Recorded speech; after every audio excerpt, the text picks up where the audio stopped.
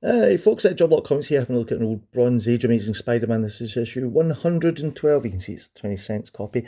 It's a really nice copy and I thought you might want to have a look at this. Do you remember in issue 50 of Spider-Man, the first Kingpin one, where he does that thing where he sort of decides he's not going to be Spider-Man anymore and he's going to throw his costume in the bucket, and then that scene was used in the movies because it was so iconic and everybody went on about it. Well, let me tell you something. Look at this cover here. Have you ever seen anything more beautiful than that? It's Romita doing this cover. It's just fantastic. And again, it's another Spider-Man, like, not caring anymore about looking after. No wonder.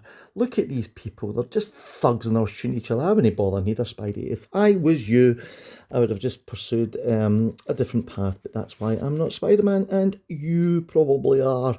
So, another subscriber, well, I don't know if it was a subscriber, another person says, it makes me, it's painful to watch you, really manhandling your comics. Well, listen, a lot of my comics are readers' copies and they're not high grade copies. This one here is a nice, well, I would say it's a high grade copy. I don't know. I ain't no grader. What are you, the police? But I don't have a great collection of really high grade comics. I certainly only have one or two graded books, yeah. But this is from 1972.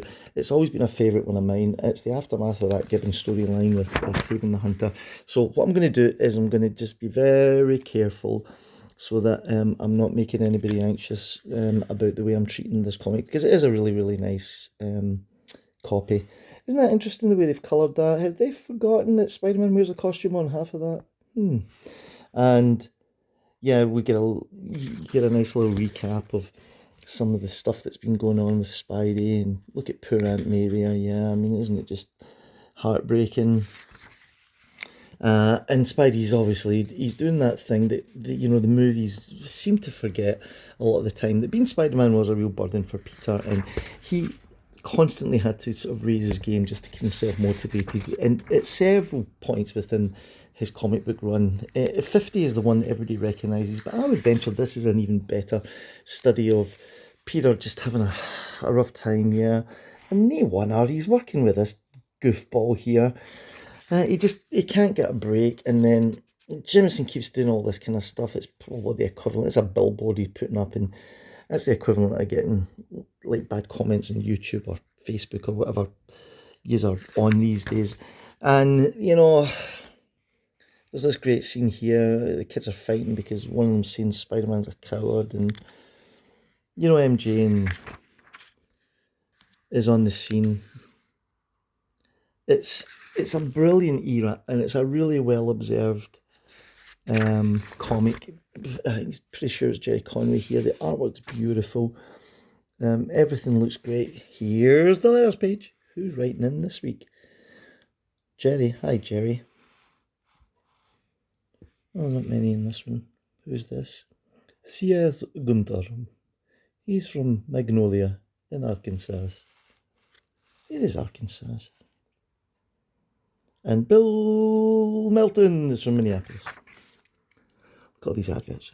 Good Lord, Marvel. Were you making a fortune from advertising in the 70s?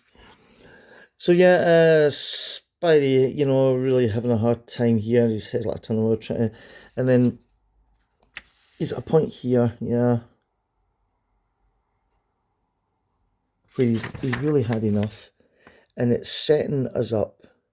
If there's some sort of gang war, maybe this harness is a clue to piece of puzzle, but is it a cause or just an effect? Think, Spidey, think. Spider sense is tingling.